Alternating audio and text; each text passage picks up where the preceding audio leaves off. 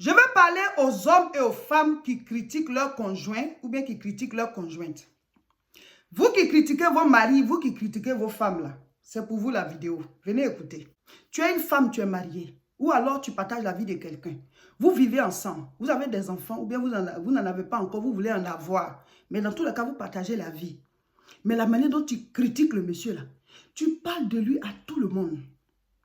Tout le monde est au courant de sa vie. Tout le monde est au courant de ses défauts. Tout le monde est au courant de ce qu'il a, de ce qu'il n'a pas. Tu vas appeler ta copine, tu vas tout raconter. Comme si elle était plus importante que ton mari. Tu vas appeler ta soeur, tu vas tout lui raconter. Tu vas tout raconter à tout le monde par rapport à la vie de ce pauvre monsieur qui partage ta vie. Venez vous asseoir, on va parler. Vous les femmes qui agissez comme ça, là, vous n'avez pas compris que la Bible dit, la femme sage bâtit sa maison, mais la femme est censée, là, elle renverse sa maison avec ses propres mains. Tu es en train de renverser ta maison comme ça. Tu crois que les maris des autres, ils n'ont pas de défauts? Tu crois qu'ils n'ont pas de défauts?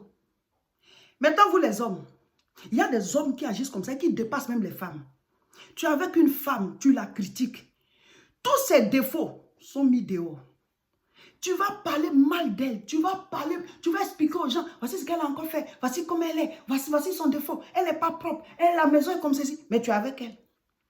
Tu partages son lit, tu couches avec elle. Quand vous êtes en train d'avoir les rapports sexuels, vous formez une seule chair. La Bible dit, l'homme et la femme qui ont les rapports sexuels, vous êtes une seule chair. Mais quand même, tu vas tout dévoiler de cette femme. Les hommes qui agissent comme ça, là, venez vous asseoir pour suivre l'enseignement. C'est à vous que je vais parler. Un pasteur doit dire la vérité. Souvent, quand vous avez des problèmes dans le couple, chacun dit, c'est lui qui a raison. Vous tirez chacun la couverture de son côté. Donc, il faut quelqu'un pour trancher. La Bible dit, l'homme et la femme forment une seule chair. Quand tu es en train de dévoiler les secrets de ton conjoint ou de ta conjointe, tu es en train de critiquer la personne, parler mal d'elle à d'autres personnes là, tu te dévoiles toi-même. Tu te dévoiles toi-même. La Bible dit c'est un comportement d'insensé. Parce que c'est toi-même tu te mets dehors comme ça. Et non seulement c'est méchant, c'est ingrat. Quelqu'un qui partage ta vie. Vous n'êtes pas capable de régler vos problèmes entre vous. Mais non, il faut dévoiler, il faut expliquer à quelqu'un qui a plus d'importance que ta femme. Il y a quelqu'un qui a plus d'importance que ton mari. Il y a quelqu'un qui a plus d'importance que ta femme. Donc, dès que ça ne va pas là, c'est à la personne que tu expliques tout. La personne à qui tu expliques, tu penses que la personne est sans défaut. Tu crois que la personne même maîtrise tout dans son propre foyer. Et souvent, la personne n'est pas mariée. Vous partez prendre des conseils auprès des gens qui ne sont pas mariés pendant que vous êtes mariés. Qu'est-ce que quelqu'un qui n'est pas marié va te dire? Je ne dis pas que ceux qui ne sont pas mariés ne peuvent pas donner de bons conseils. Mais la personne qui doit te donner des conseils doit elle-même avoir de l'expérience. Elle doit avoir de l'expérience. C'est comme ça que ça se passe. Même quand on va en entreprise pour se former, tu as fini de faire ta formation théorique. La formation pratique, c'est celui qui fait la pratique là, qui va te donner ça. Bon, tu es marié, tu expliques tous tes problèmes à quelqu'un qui n'est pas marié. Quelle pratique la personne va te donner? Quelle pratique? Hein? Et souvent aussi, quelqu'un même est marié, là, tu dois tout lui dire. Est-ce que ce qui est dans son foyer, dans le foyer de la personne te dit? Vous dévoilez toute votre vie. Il y a des gens à qui vous devez tout raconter. Vous n'êtes pas capable de maîtriser votre langue. Vous jetez tout dehors. Vos maris n'ont même plus d'importance. Ils sont vides aux yeux des gens. Vos femmes n'ont même plus d'importance. Une femme avec qui tu partages le lit, tu racontes sa vie, tu expliques, tu parles mal d'elle. Dès qu'elle bouge là, c'est fini. Tu vas la critiquer avec les gens jusqu'à fatiguer. C'est comme ça que ça se passe. C'est de l'ingratitude, c'est de la méchanceté. Tu es sournoise en agissant comme ça. Pourtant, tu embrasses la personne. Pourtant, tu as des rapports sexuels avec elle. Mais la même bouche là, tu vas prendre pour aller critiquer la personne, parler mal d'elle. Ah, elle est comme ceci, elle est comme cela. Voici ce qu'elle m'a fait. Mais en même temps, vous venez partager le lit. Ça, c'est quoi? Dites-moi. C'est la sorcellerie ou bien? Qu'est-ce que c'est? Expliquez-moi. Souvent, quand je parle comme ça, je vous précise que je ne suis pas en train de vous juger. Je ne suis pas en train de vous juger. Mais un pasteur, là, il doit tirer sur la sonnette d'alarme. Il doit tirer sur la cloche. Il doit sonner la cloche. Dieu veut qu'on vive selon sa parole. Il ne nous a pas mis sur la terre ici pour qu'on soit comme des animaux, pour s'entretuer, pour faire des animosités dans les maisons. Et finalement, on ne sait même plus où on est. Pourquoi il y a tellement de souffrance dans les couples? Et vous qui dites que vous êtes chrétien, comment vous pouvez vous comporter comme le monde? La Bible dit nous sommes la lumière du monde. C'est nous que le monde doit regarder pour pouvoir diriger leur vie. C'est nous qui doivent regarder pour dire, ah, je vais aller prier où cela est pris. Parce que regarde comment le couple va bien. On ne dit pas qu'il ne peut pas avoir de problème. Mais il faut les régler entre vous. Mais vous vous levez, vous expliquez tout. Vos femmes n'ont même plus de valeur aux yeux des autres. Vos maris n'ont même plus de valeur aux yeux des autres. Et qui l'a fait? C'est vous. Votre propre langue. Vous avez tout raconté. Souvent, on se demande d'où vient le malheur. Mais c'est notre propre langue qui nous attire les malheurs. Quand tu es divisé avec la personne avec qui tu vis, parce que tu racontes sa vie à tout le monde. Quand tu es divisé avec la femme avec qui tu vis, quand tu es divisé avec l'homme avec qui tu vis, comment est-ce que tu peux avoir une bénédiction au travail? Comment est-ce que tu peux avoir tes promotions? Comment est-ce que tu peux avoir le cœur en paix? Tout le monde est au courant de ce qui te concerne. Tu crois exposer ta femme, tu crois exposer ton mari, mais tu t'exposes toi-même. Tu te livres, voilà, à la moquerie publique. Tu te livres au ridicule de tout le monde. On te regarde, tout le monde te trouve ridicule. Parce que ce que tu es en train d'expliquer là, ce sont les choses de ta vie privée. Ce que tu es en train de mettre dehors, ce sont les choses de ta maison. Donc tu es ridicule aux yeux des gens, c'est ce que tu ne sais pas. Tu crois exposer ton mari, tu crois exposer ta femme, mais tu t'exposes toi-même. Parce que chacun se dit, ça ne doit pas être une bonne personne. Celle-là ne doit pas être une bonne femme. Celui-là ne doit pas être un bon homme. Parce que ce que tu fais à ta femme là, ça veut dire que tu es très dangereux, tu es très dangereuse. C'est ce que vous ne savez pas. Je vais vous raconter deux témoignages, voilà, de deux personnes différentes. Voilà, un homme et une dame. Chacun a expliqué sa souffrance au sein de son couple. Le premier témoignage, c'est celui de la dame. La dame dit que son mari, c'est quelqu'un qui ne fait que mal parler d'elle à tout le monde. Qu'au début de leur relation, on n'avait pas remarqué qu'il était comme ça. Elle ne sait pas si c'est après qu'il a changé ou bien si c'est comme ça qu'il était et il avait caché. Mais il ne peut pas s'empêcher de mal parler d'elle partout. S'ils se retrouvent par exemple dans une ville, parce qu'on les affecte beaucoup par rapport à leur travail, tantôt ils sont ici, voilà, ils passent un certain nombre d'années, ensuite ils s'en vont encore ailleurs. Mais là où ils vont arriver, là, quelques temps après ça, tout le monde va être au courant de sa vie à elle. Il explique des choses, oui, elle est comme ceci, elle est méchante, elle est, voilà, elle n'aime pas partager, elle est rancunière, tous ses défauts. Mais pourtant, quand il est avec elle, il dit que ce sont ses qualités qu'il a aimées, c'est pour ça qu'il est avec elle, c'est pour ça qu'il l'a épousée.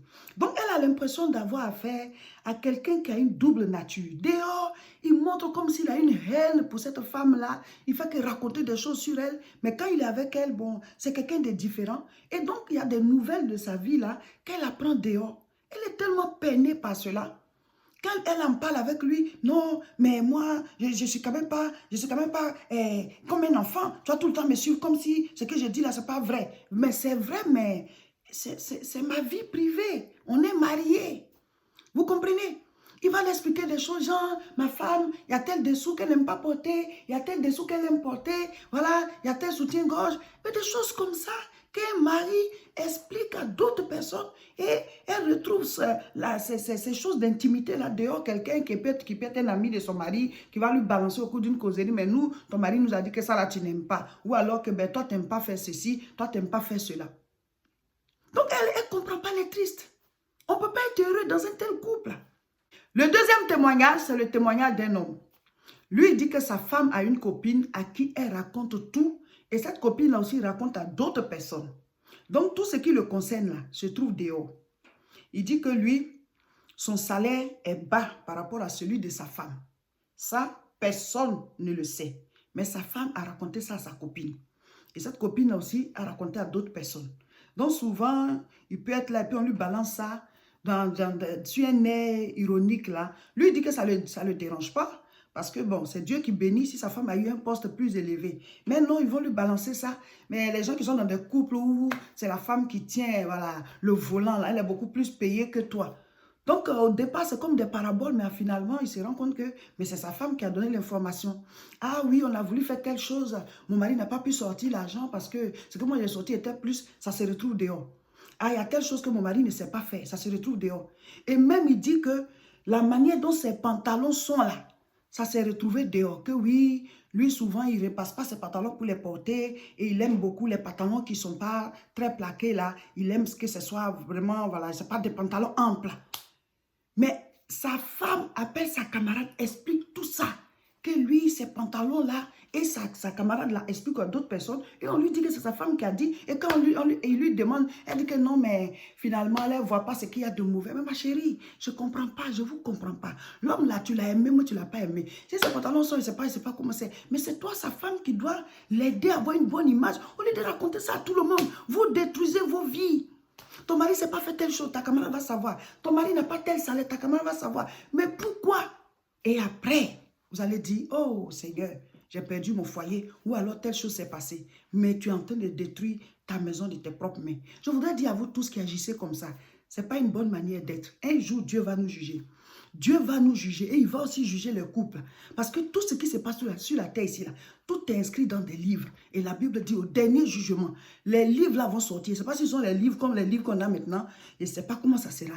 Mais tout est inscrit. Donc faisons attention aux actes que nous posons envers les autres. Quand on se marie là, c'est pour se rendre heureux l'un à l'autre. C'est pour donner le bonheur l'un à l'autre. Ce n'est pas pour venir vivre le calvaire. Ce n'est pas pour venir vivre la souffrance. Ce n'est pas pour venir regretter, voilà, quand on n'était pas marié. Venir regretter sa vie de célibataire. Au contraire, quand on est marié, là, c'est pour vivre le bonheur.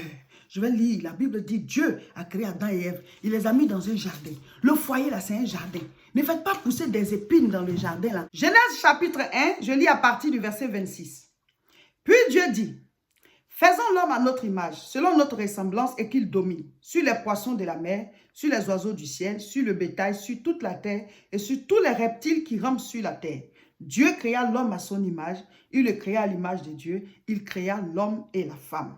Amen. Genèse chapitre 2, je lis le verset 8. Puis l'Éternel Dieu planta un jardin en Éden, du côté de l'Orient, et il y mit l'homme qu'il avait formé. Voilà. Quand Dieu a créé les cieux et la terre, il a fini de tout créer là.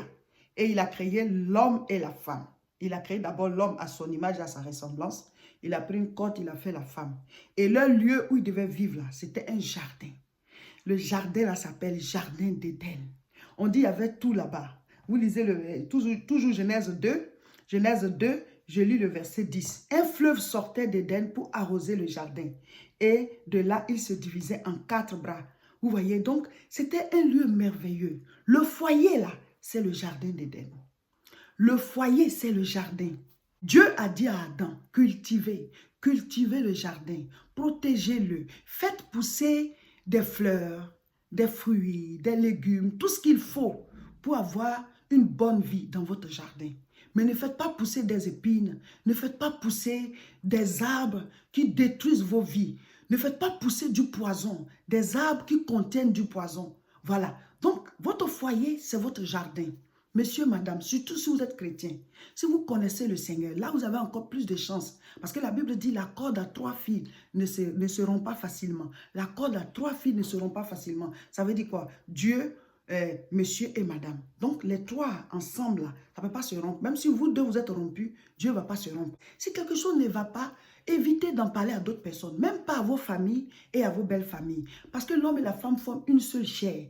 Ton père et ta mère et toi ne forment pas une seule chair. Ta soeur, ton frère, ta soeur, tout cela ne forme pas une seule chair avec toi. Mais avec ta femme, avec ton mari, vous formez une seule chair. Donc, vous devez régler votre problème à 2. Vous devez vous pardonner, en parler, prier et repartir sur de nouvelles bases. Mais quand Dieu est chrétien, et puis Dieu est en dehors de notre couple, et on veut suivre la voie du monde par rapport à nos foyers, mais on ne peut pas bâtir quelque chose de solide. Et pour l'homme et pour la femme. Souvent, on se dit, ah, c'est plus grave pour la femme. Mais je vais vous dire, quand tu es un homme et que tu as perdu la femme de ta vie, la femme que Dieu avait prévue pour toi, là, tu seras malheureux toute ta vie. Non seulement tu seras malheureux toute ta vie, mais dans ta vieillesse, tu seras seul. Parce que la personne que Dieu avait prévu rester avec toi jusqu'à ce que vous vieillissiez ensemble, elle t'a échappé à cause de ton mauvais comportement. Donc que chacun de nous se ressaisisse et qu'on bâtisse des foyers selon la loi de Dieu. On doit se respecter mutuellement, se protéger, se cacher les défauts et ensemble chercher à se bâtir. On va dans le couple pour pouvoir se réaliser. Quelqu'un qui vient de se marier, au contraire, il doit être rayonnant. Plus les années passent, vous devez produire du bon fruit. Mais on rentre dans le foyer, on est malheureux, on pleure, on souffre, comme si c'était une prison, comme si c'était un châtiment, alors que le foyer, c'est une bénédiction, le mariage est une bénédiction, puisque normalement, on est censé vivre l'amour. Revoyez votre comportement. Souvent, on se dit, non, c'est parce que c'est celle-là que je fais comme ça. Souvent, on se dit, non, c'est parce que c'est celui-là que je fais comme ça.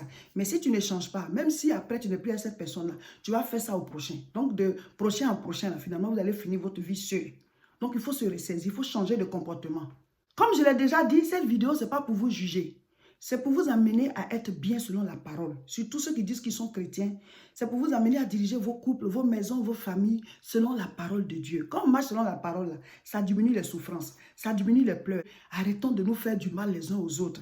Nous venons de terminer nos 21 jours de jeûne et prière. C'était puissant, c'était merveilleux, c'était glorieux. C'était du 2 au 22 janvier. Le prochain, c'est du 3 au 23 mai 2021. Ce mercredi, nous serons en direct, le live à 12 h. Alors, c'est un live spécial témoignage de jeûne et prière. Donc, préparez-vous, vous allez appeler en direct.